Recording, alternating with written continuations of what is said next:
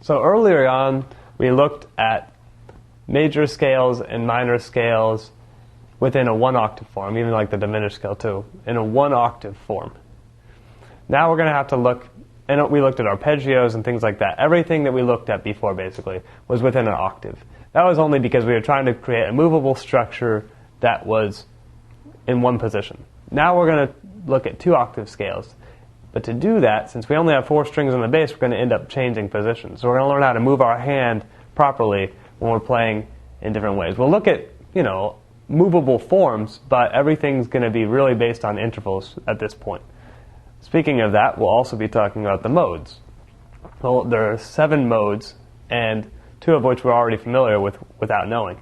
The Ionian, Dorian, Phrygian, Lydian, Mixolydian, Aeolian, and Locrian. Okay? The Ionian mode is basically our major scale.